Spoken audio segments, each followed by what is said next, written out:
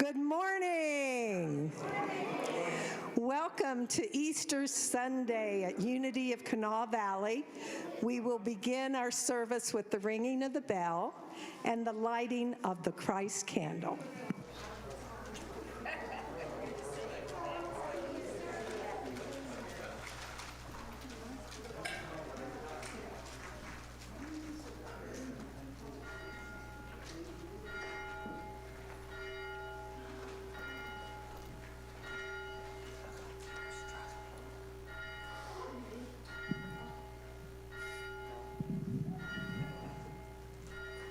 We ring this bell, we light this candle as a reminder of the Christ light that shines in each and every one of us.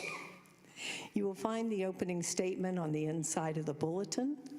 So if you would repeat that with me together. There is only one presence and one power in the universe and in my life, God the good, omnipotent. And take that into your heart for just a moment.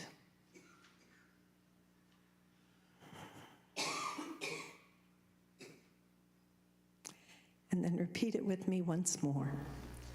There is only one presence and one power in the universe and in my life, God the good, omnipotent. Our songs this morning are led by Ron and accompanied by Jeff. Good morning. Would you please stand and we'll sing Surely the Presence, which is right inside your front cover.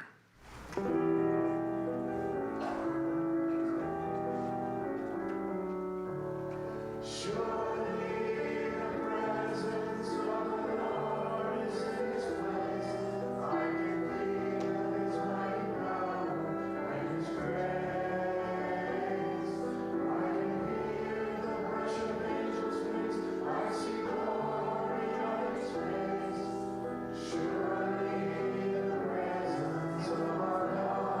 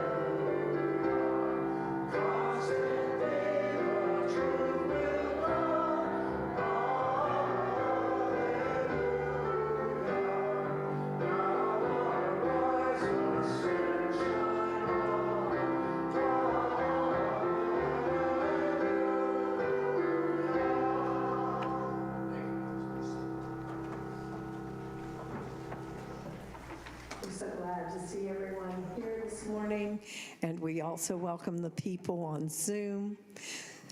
Oh, it's wonderful to share everyone's energy on this Easter Sunday.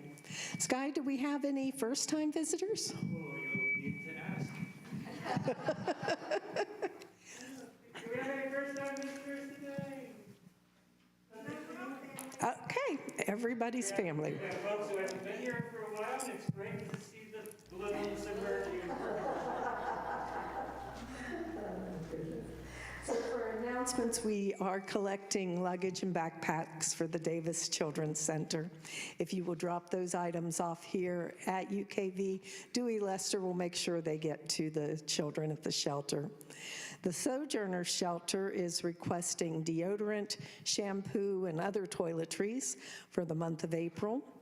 Walk a Mile in Her Shoes is collecting gently worn shoes for those who are afraid to take their shoes off because they will be stolen.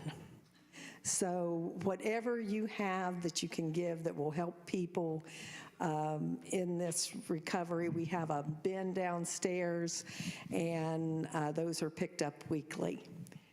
And let's see, we are a tithing church. 10% of the offerings that we receive go back to bless the community, and for the month of April, we are tithing to the Children's Therapy Clinic.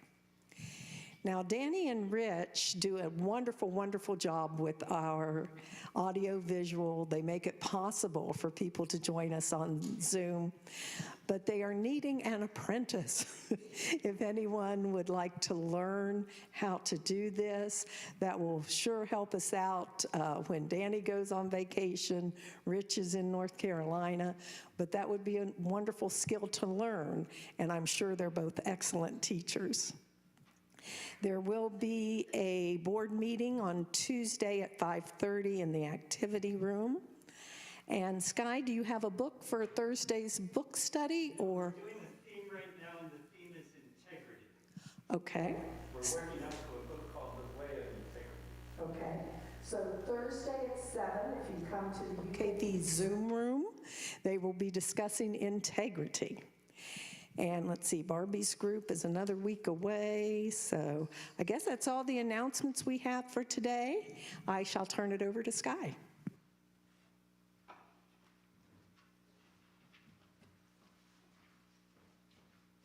Oh, it's great to see you all. It's great to work. Let's put this one here.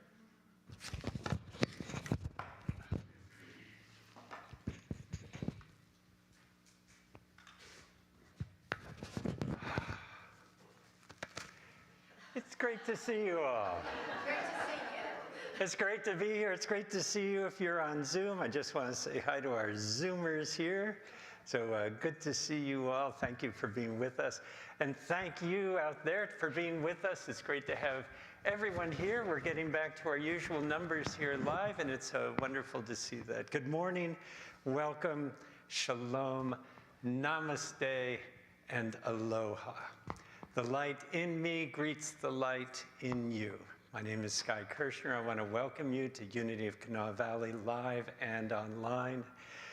Thank you for being with us from wherever you are. The mission of Unity of Kanawha Valley is to provide you with a welcoming Easter community of love, acceptance, and spiritual support. Have we mentioned the Easter eggs? Suzanne, have we mentioned the Easter? There are Easter eggs in the back, made by Suzanne Mathis.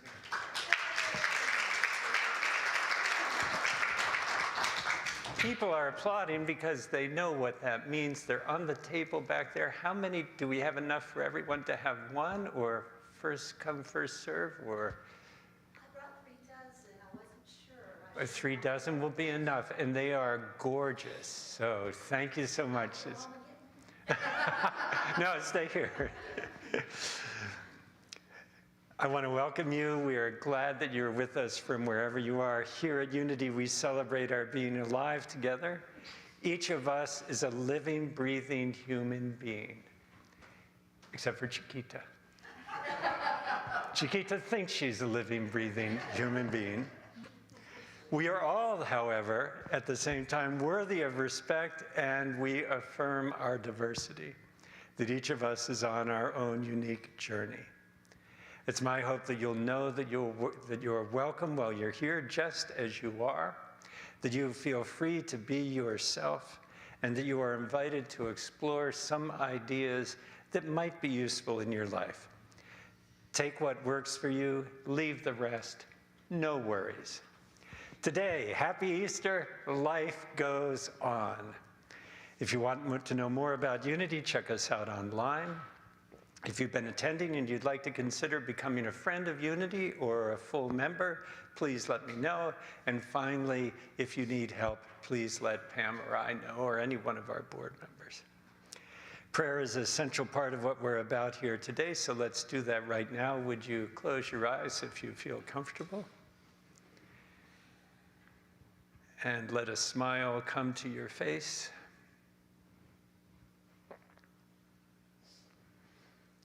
And say to yourself silently, life goes on. No need to be afraid. Life goes on. No need to be afraid. And if you like, you could imagine you are standing or sitting in front of someone you love. You might be separated from that person by time, by space, by life and death. But imagine that you are in front of them, looking at them in their eyes, them looking back at you. And say to them, thank you for being part of my journey. Thank you for being a part of my journey.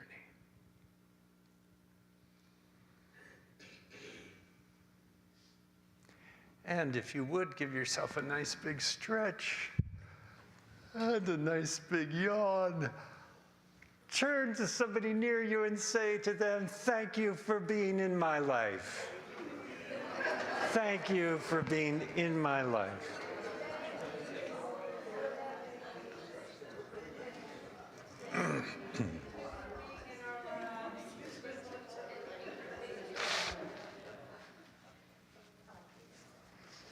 I want to thank each of you for being here today.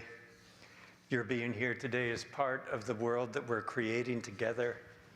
Every small thing you do today makes a difference in your life and in the life of those around you. I want to thank Universe, the God, the source of all life and love, for another day on this amazing journey. And I want to thank everyone who's made this service possible, for Stephen and our board, Barbie, Rich, Peggy, Laura, David, and Sally, for Pam Hippler, our maven of administrative magic,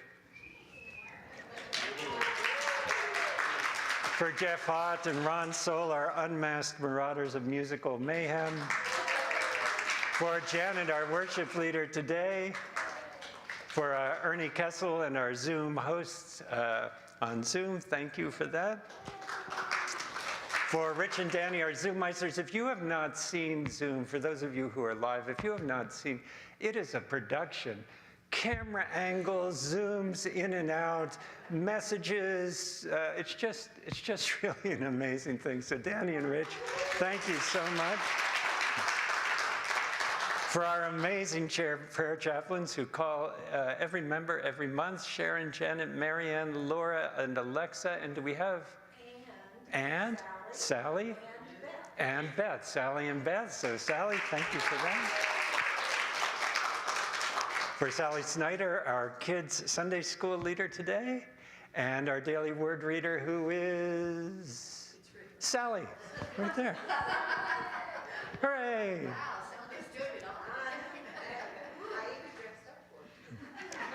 I want you to know that no pajamas today, right? I want you to know I continue to lift up every member and friend every day, and I'm so grateful to have the chance to walk with you on our journey together. And I want to remind you that God is our source. The pen is in your hand, and a new day is dawning for us all. Today, as we move into our prayer time, I want to remember Gary Markham, Patricia Richmond, and Laree Navio. Laree went into hospice at Memorial Hospital last night. I visited with she and Frank, and who came? Margaret from Sojourners. What's Margaret's? Margaret Taylor from Sojourners, who retired 2 weeks ago, came, and she and I sat with Laree while Frank ran home to get some things, and I'll be visiting with them again today as Laree prepares to make her transition. Her 2 nephews are arriving from California and Colorado today. And Judy also visited with Laree yesterday, so thank you for that, Judy. So let us move into a time of prayer.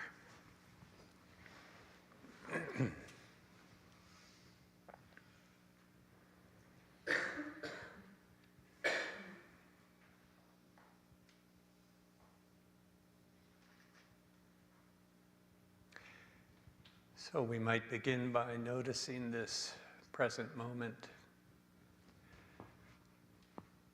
the feeling of the sun coming in through the windows, the sounds in the room, adjusting and shuffling,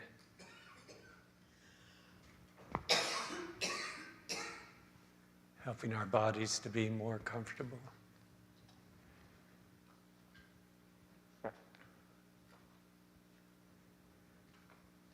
We might notice the experience of being alive in our bodies, the places of tension.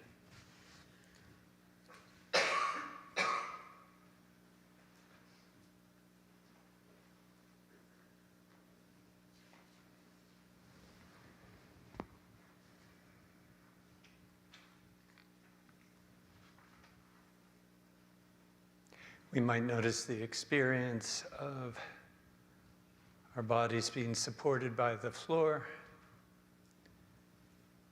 by the bench, by the pew.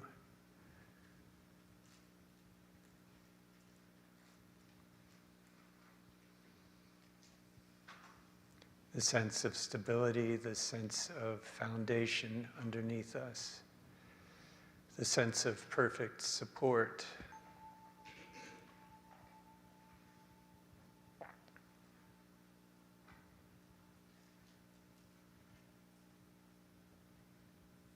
And we might notice our breathing.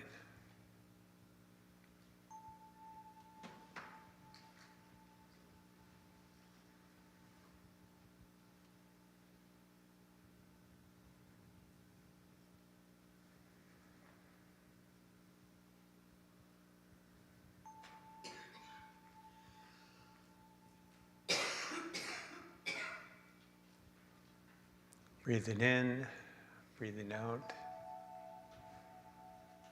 This circulation.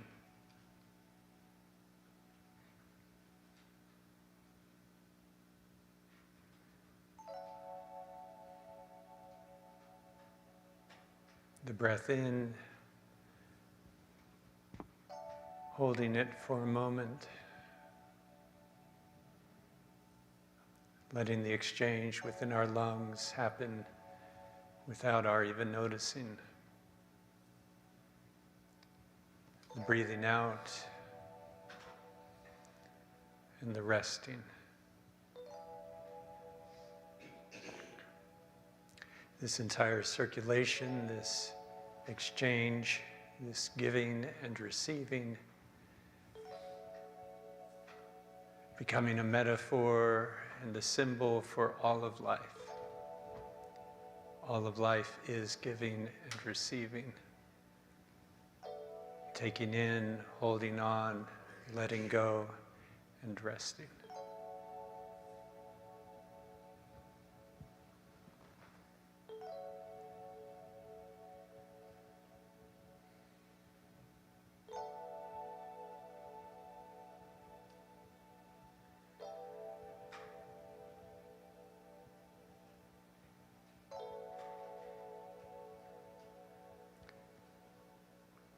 Jesus said, "Seek ye the kingdom." The kingdom is within.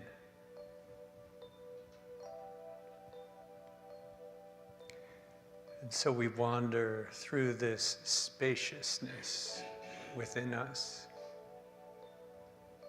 this expanse, this mystery of who we are and the fact that we are here on this journey.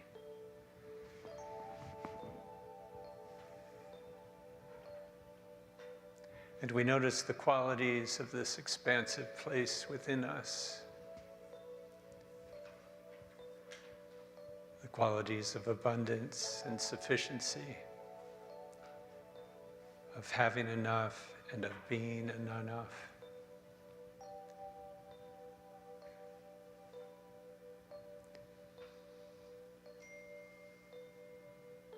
The qualities of friendship and relationship, connection, attraction, trust, repair, forgiveness, acceptance, reconciliation.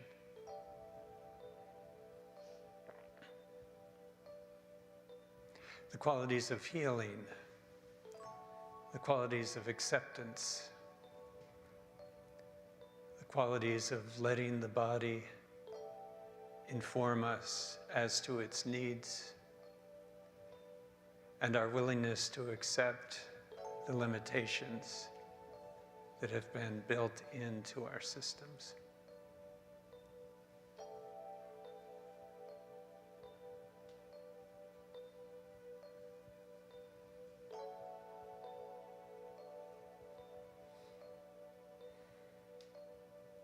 And this expansive place within is a place of guidance, where the still small voice still speaks.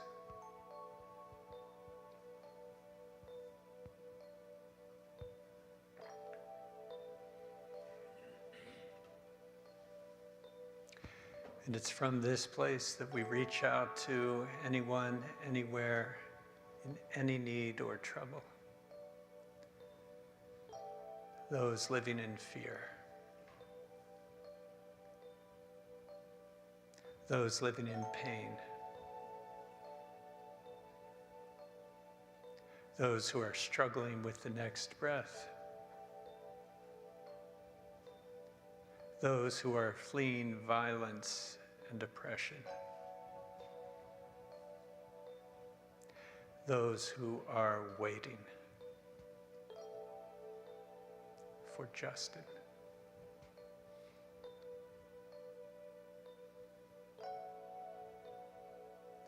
Those carrying burdens from the past and anxieties about the future. We here in this present moment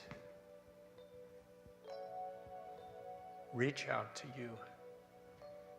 We are holding you in our hearts and in our mind's eye. We see you lifted up and surrounded by love. And we know that God's presence is possible at any time, in any situation, regardless of the circumstance, with no exception. Because God is love, and this is a universe held together by the love which is God, God's self.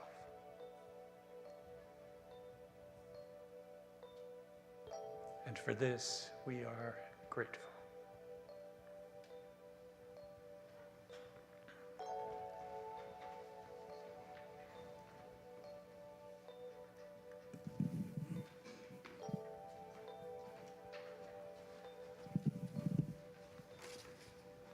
Easter, Sunday, April 17th.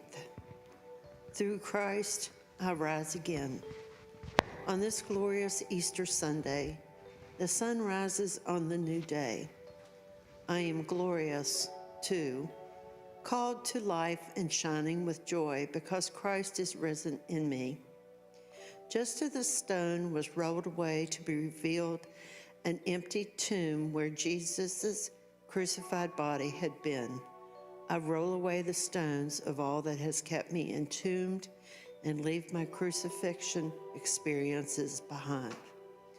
Easter is the celebration of Jesus' overcoming death. It is also an invitation to celebrate my victory over all I have survived. It is a celebration of the triumph of truth, the resurrection of Christ within. The trials of the world are always temporary. Today I roll away the stone of limitation and am resurrected into the truth of God. With joy, I rise again. I am the resurrection and the life. John 11:25.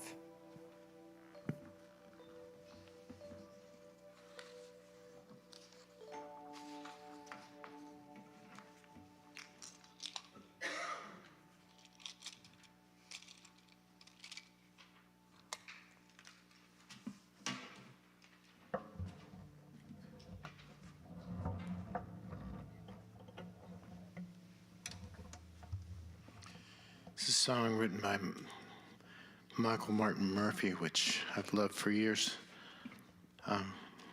Wasn't written for this purpose, but I've always thought it was a perfect Easter song called Waking Up. Oops.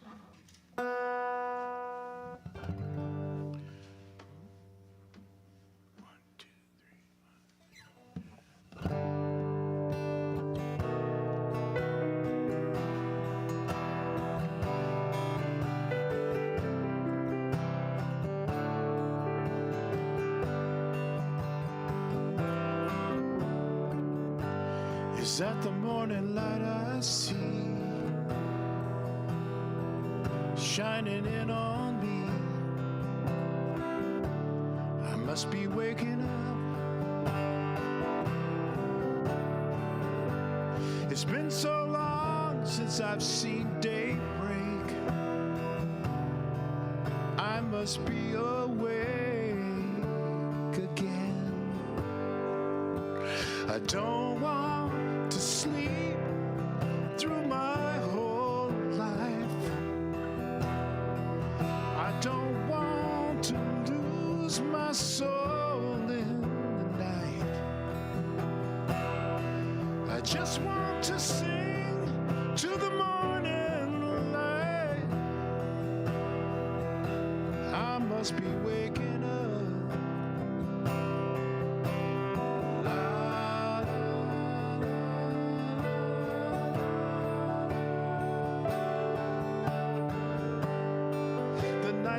Sings and shows his scarlet wings.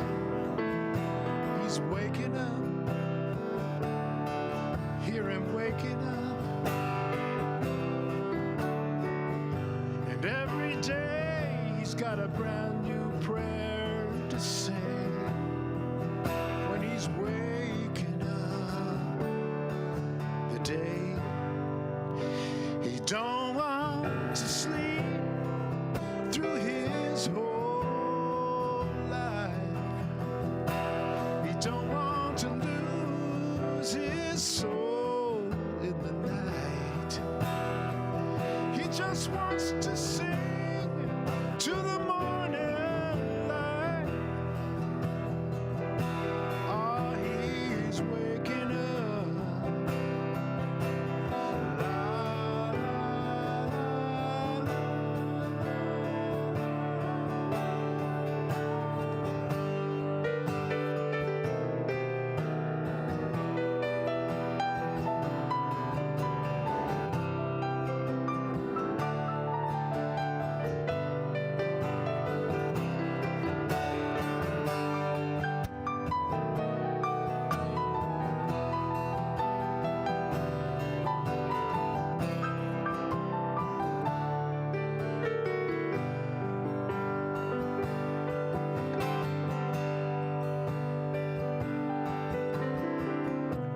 Is that the morning light I see shining in on you and must be waking up. It's been so long since this world has seen daybreak. We must be awake this time. We don't want to sleep through our whole lives. We don't want to lose this world in the night. We just want to work till we get this world right. Oh, we're waking up. La, la,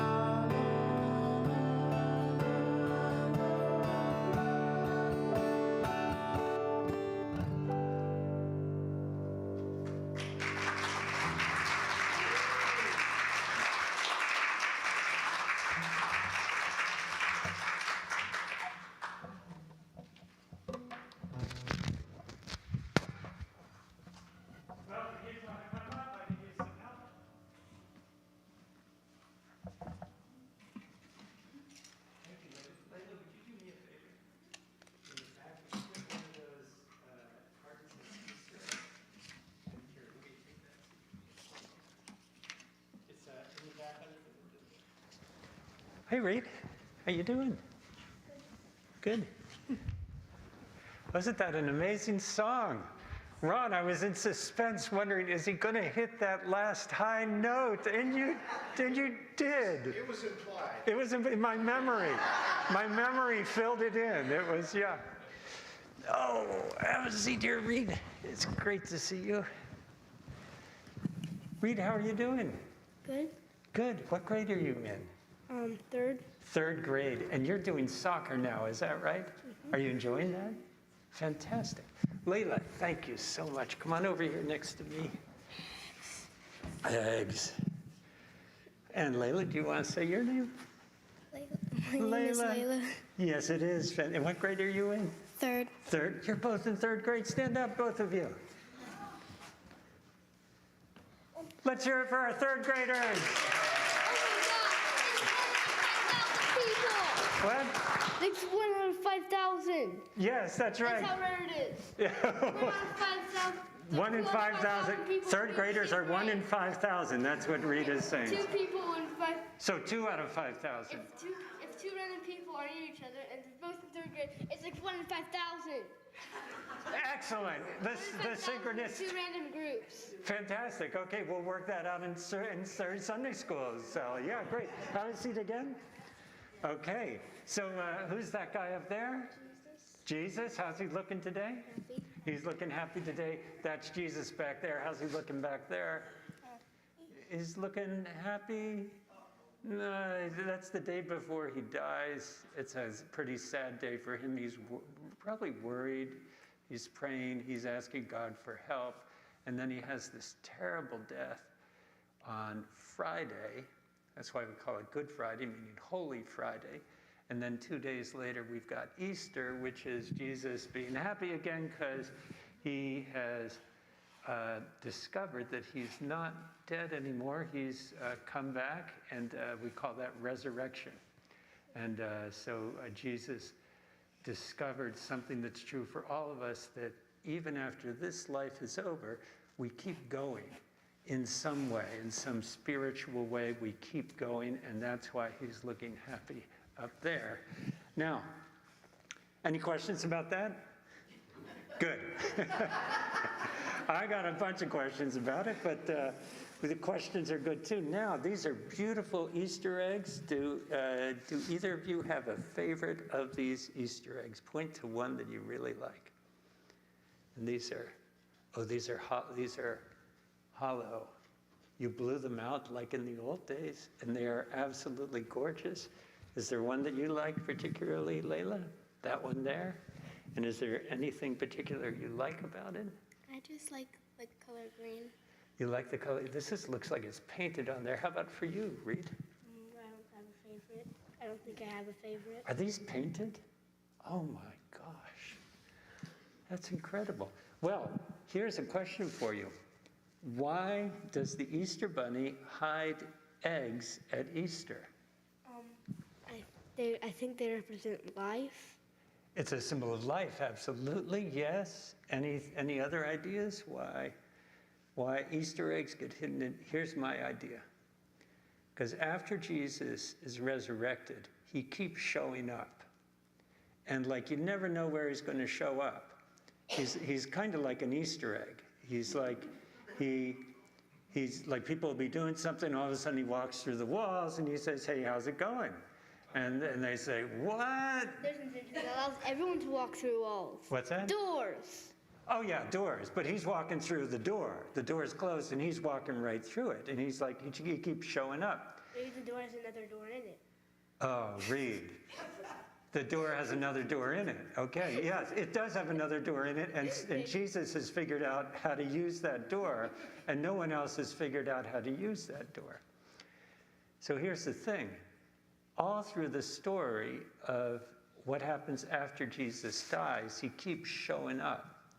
Even a long time after he's dead, he keeps showing up. And at first, when people meet him, they think he's a stranger. But then they realize, oh, that's not a stranger, that's Jesus. And Easter eggs are kind of the same way. The reason we hide them is to remember to always be looking for something special. Do you know what an Easter egg is in a computer program? What's an Easter egg in a computer? Peggy? Right here. Was that you that went, uh-huh? Tell us what an Easter... Something they hide in a program that you don't know is there, before some kind of wacky thing that you're not expecting. Yeah, so when you're playing a computer game, an Easter egg is something that the person who wrote that computer game put in there. It's hidden. And every now and then somebody stumbles across one of these Easter eggs that you didn't know was there. And the same thing with Jesus. Jesus still keeps showing up. He shows up usually as a stranger, could be a man or could be a woman. And you will run into people who will be strangers and they will help you. And then you'll wonder, was that an Easter egg that God just left there for me? Did Jesus just show up for me to help me? I will be excited to hear that story when that happens to you. Would you get the ringing thing that we always ring there, Reed? Thank you.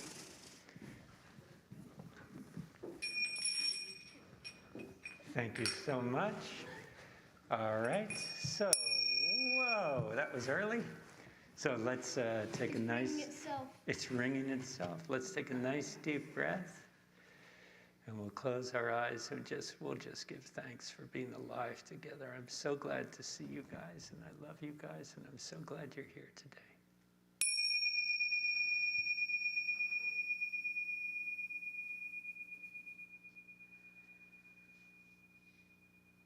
Can you still hear it? Me too. Mother, Father, God, we give thanks for these kids and for the kid in each and every one of us. Amen. Let's hear it for our kids. Let's hear it for our parents. Let's hear it for our Sunday school teacher. Oh, you guys can go in the back if you want.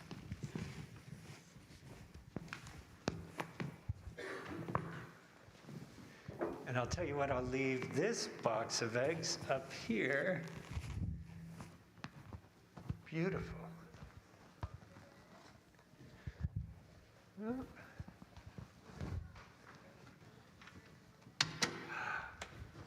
Somebody reminded me that I haven't told a joke in a while, and I just realized I didn't prepare a joke today.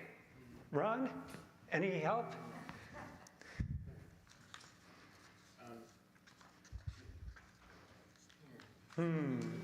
Sorry, I know, it's on the spot. Well, I've got a music joke. If that's Excellent. not prepared.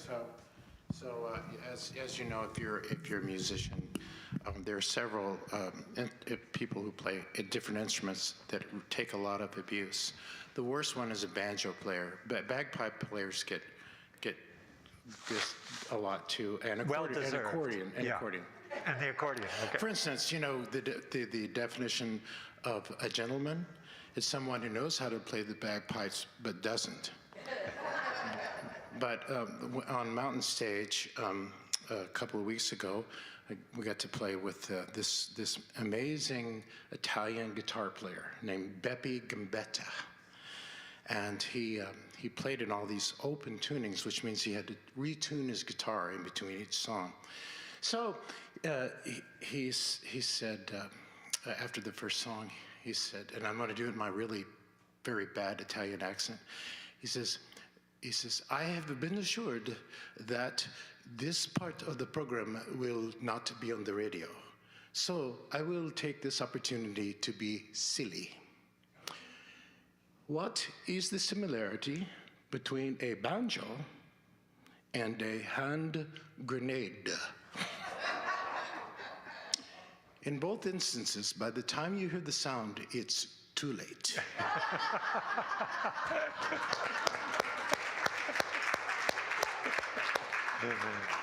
Thank you, Ron. All right, put your hand on your heart, please, and repeat after me. This is my heart. Through it, I am connected to my neighbor, to my source, and to myself. I'm learning to trust it in all things. And I am grateful. That one's going to stay with me for a while. There are lots of things that applies to. Well, Jesus Christ is risen today. That's a pretty cool thing. I have avoided saying that in church for many, many years because I thought it was just like, yay for our team. Our team's the best. Just a kind of tribal kind of thing. But I am warming up to the idea. I know this is probably like shocking. Yeah, but Jesus reminds us that death is not the end of the story. Jesus' resurrection reminds us that death is not the end of the story, and it's not the end of our story. Now, as far as I can tell, reading the Unity authors, the idea, you could say the fact that Jesus is risen, or the idea that Jesus is resurrected from the dead, is not based on what he believed. And it is not based on how he acted. As far as I can tell from the Unity authors, it's not a reward for being a good son of God.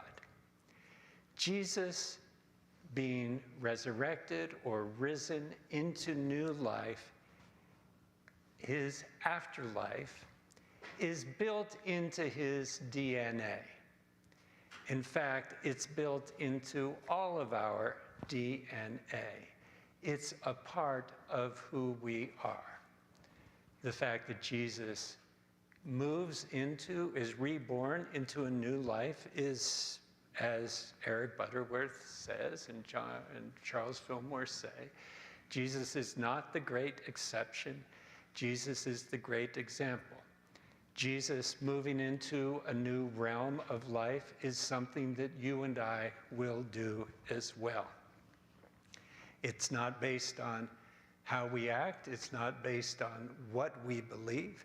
It's just part of who we are. As far as I can tell, Jesus discovered this about himself and taught this to his disciples. That's why it's called good news, because it's good news for everybody.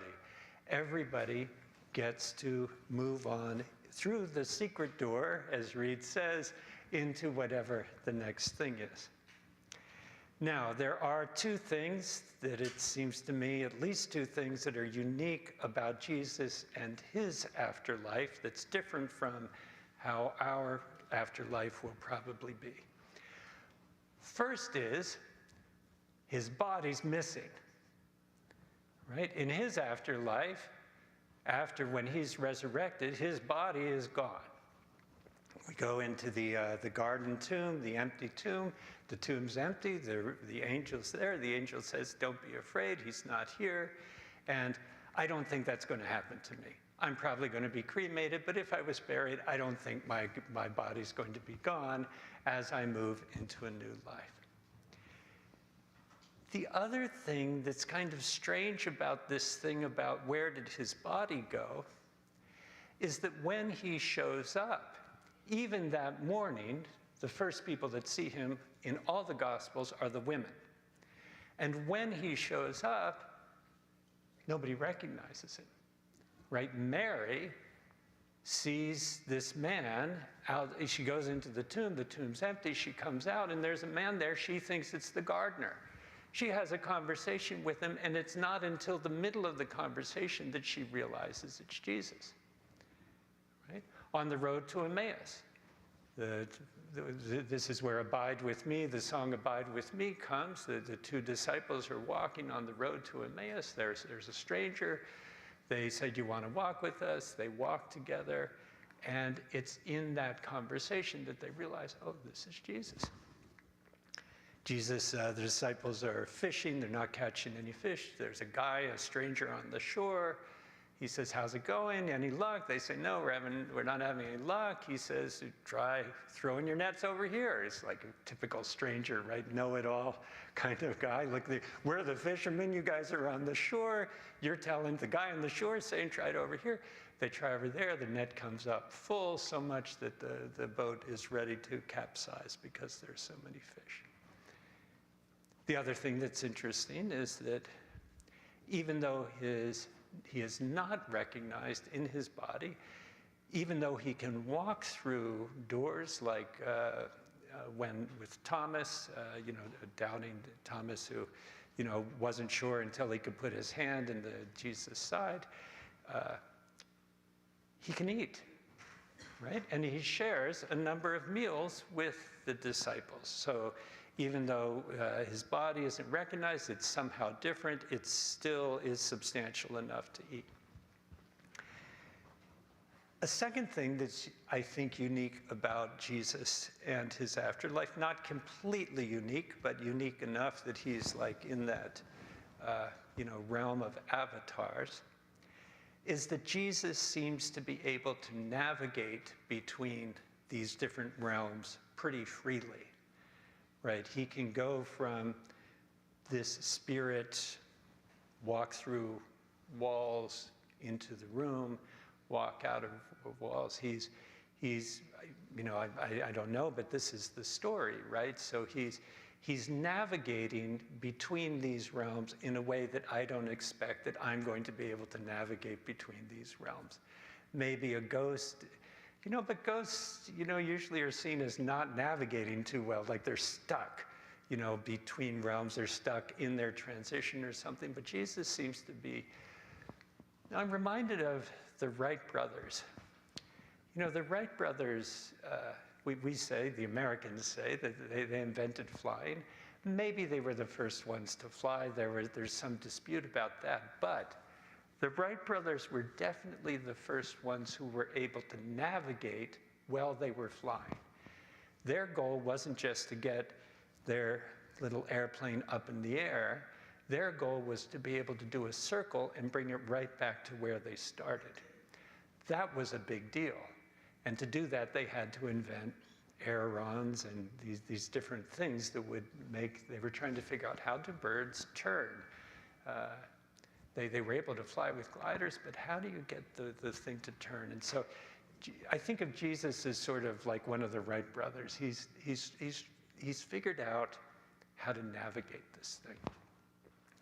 We see this in the Dalai Lama. We see this in other folks who are spiritual masters. They have somehow navigated, they remember their past lives, they navigate this world in a different way. The message that the angels give when Mary comes into I say the garden tomb because if you're Protestant and if you go to Jerusalem, the Protestants have one place where Jesus was buried, and the Orthodox have another place, which is right in the old town of Jerusalem, the Church of the Holy Sepulchre. And you will see the place where the cross was and the place where the tomb is. If you're Protestant, you'll go to both if you go on the tour. But the Protestants think of the garden tomb, which is in a garden. It's the way it's imagined in the New Testament. The Golgotha, the place where the cross is above a bus station. Really, which is really like fitting, because that's where you would want to kill the guys, right in a busy intersection. But here's the garden tomb. And when Mary comes in, the angel says, do not be afraid. Jesus, when he's revealed, says, do not be afraid. The same message the angels give to Mary when she's announced that she's pregnant with Jesus. The same messages the angels give all the way through the birth are now giving the same message at the end, the same message Jesus is giving. Do not be afraid. Now, I love this message. Do not be afraid. Because as a kid, having gone to this fundamentalist Bible camp, I was taught fear about the afterlife. I was taught it depended on what you believed, whether you went to heaven or hell. It depended on how you acted. And I was especially afraid that it would depend on how you acted in the moment of your death. And I wanted to make sure I was doing something good just in case I died in that moment, because I didn't want it to go to the bad place. How, over 2,000 years, we went from Jesus saying about life and death, do not be afraid, to teaching this 7th grader to be terrified about life and death is a whole nother story.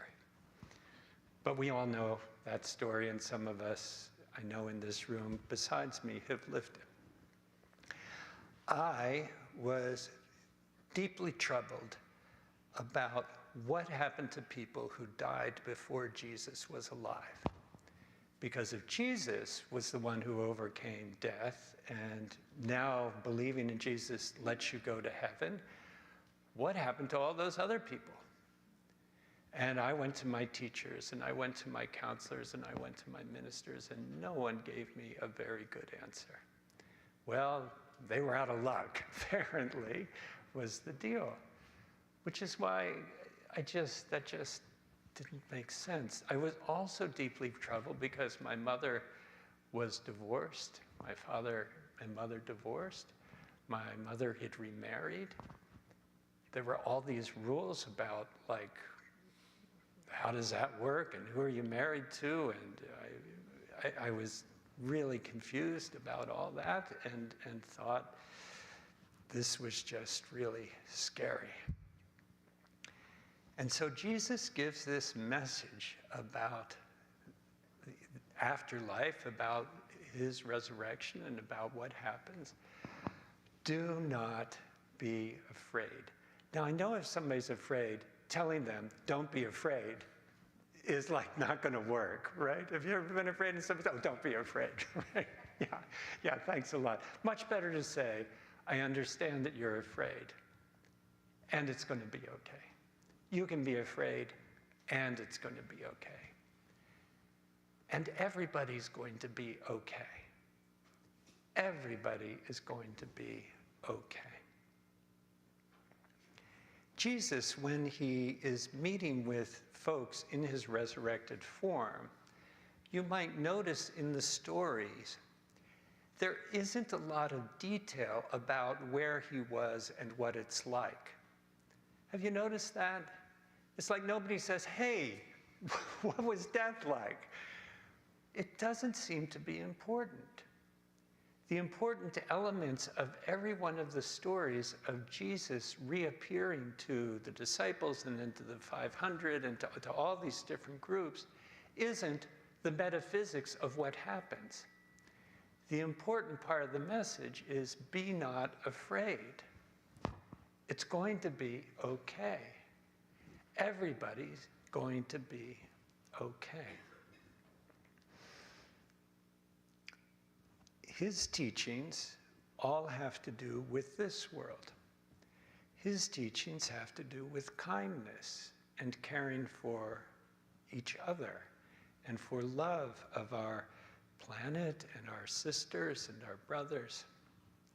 Even his teachings as the risen Christ have to do with calmness and peace and not being afraid. As some of you know, I was out west for the past week in New Mexico. My wife and I had a wonderful time. We flew into Denver and just drove down into Taos and Santa Fe. We went to Bandelier National Monument, which is one of the cliff pueblos, people living there 10,000 years ago. 10,000 years ago, right? And all of these amazing churches. We went to this one church outside, I don't know where it was. We were just driving through the desert, and here's this church. And we go in, and there's like this tour, and we kind of join in with the tour, and we come to this crucifix. It's Jesus on a nailed to the cross. This is the bloodiest crucifix I have ever seen. Jesus is just strewn. There's streaks of blood all over him. And the guy is explaining why this is. The people at this time, before the Christian conquistadors came, were still practicing sacrifice. And in their tradition, the Aztec and the Toltec and the Mayan tradition, as you know, there was a practice of human sacrifice. Just like in Jesus' time, there was the practice of animal sacrifice. If you were Jewish, you would take your animals to the temple, and the priest would sacrifice, kill the animals, blood sacrifice.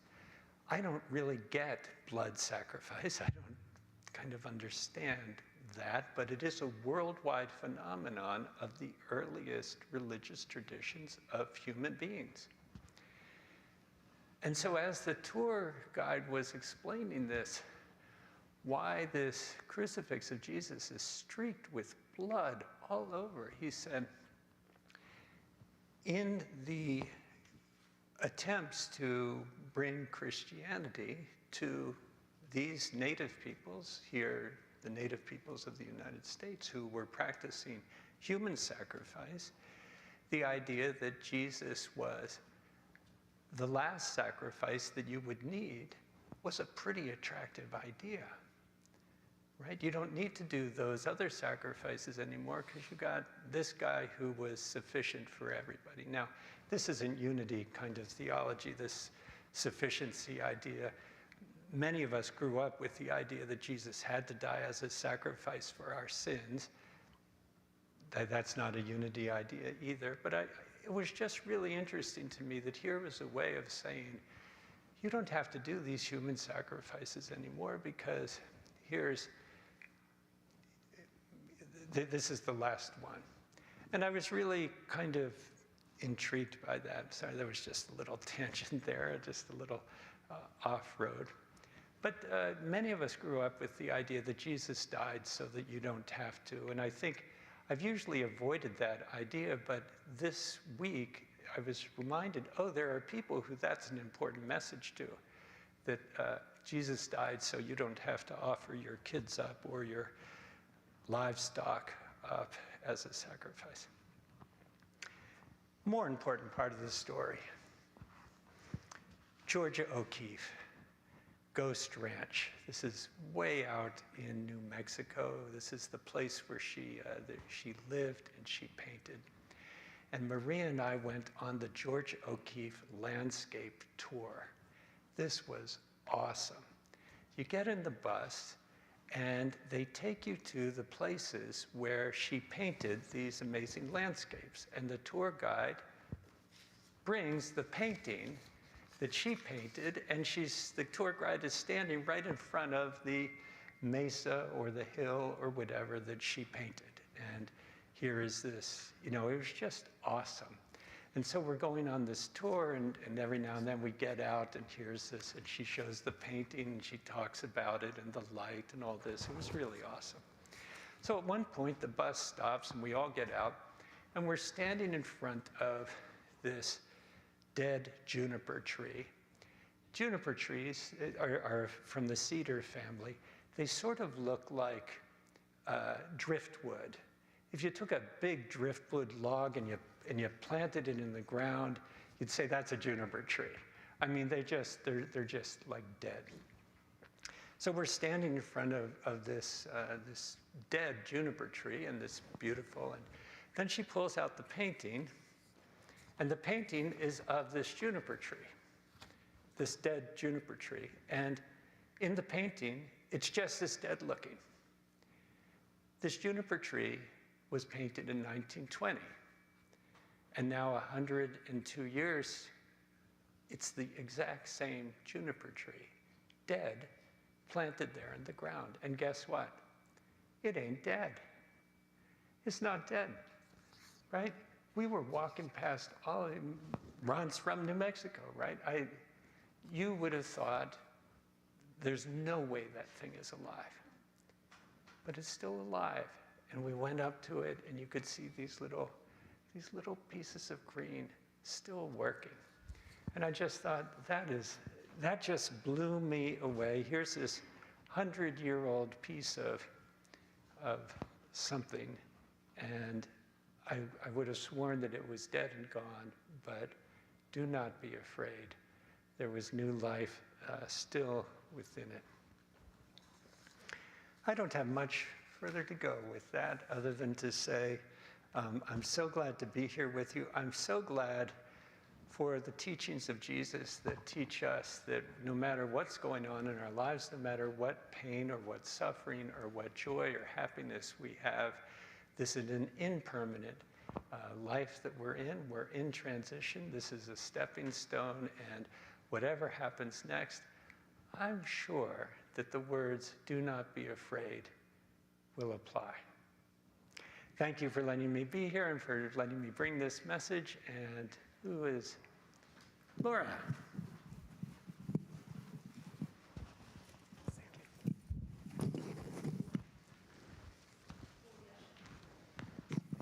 Will the ushers come forward?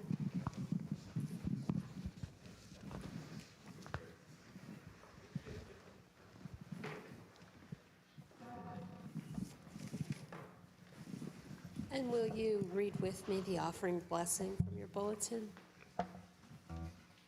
Divine love.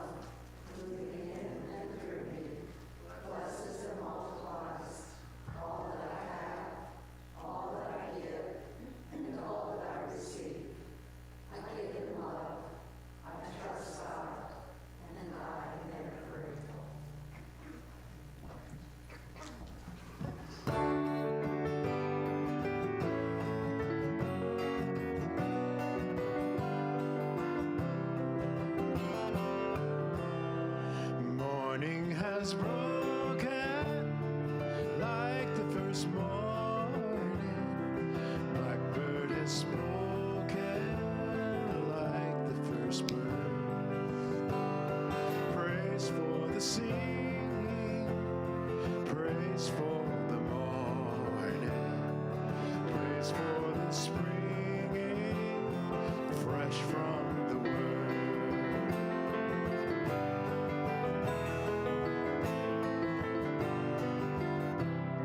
Sweet the rain's new fall, sunlit from heaven, like the first dew fall on the first grass.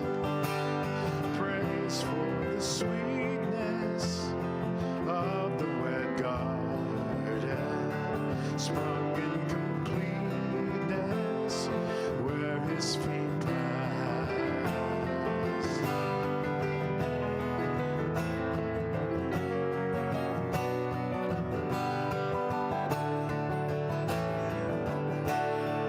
Mine is the sunlight, mine is the morning, born of the one light Eden saw play.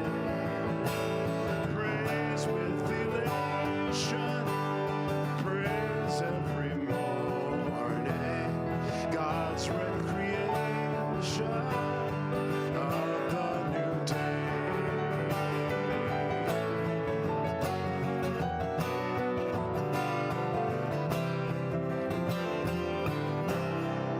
Morning has broken like the first morning. Blackbird has spoken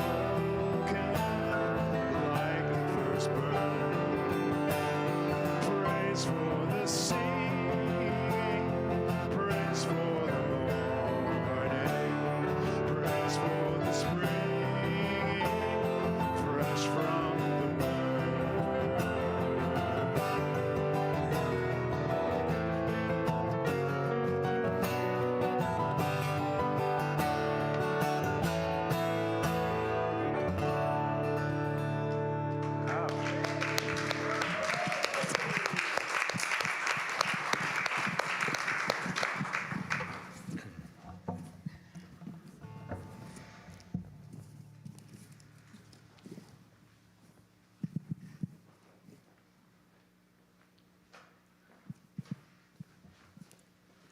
Mother, Father, God, we give thanks for being part of the giving and receiving of life. And we remember that in this moment, we have the breath of life. We let go, we accept all that is. We are filled with love deep inside. In this moment, we have a joy overflowing and a peace that passes understanding. And we are not afraid. And so it is. Amen. Amen. And Janet, we're going to join in to our circle, and Janet's going to ask about birthdays and anniversaries.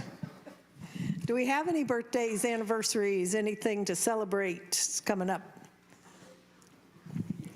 Yes? Mallory has a birthday. Yay. Well, let's sing happy birthday to Mallory as we make our circle.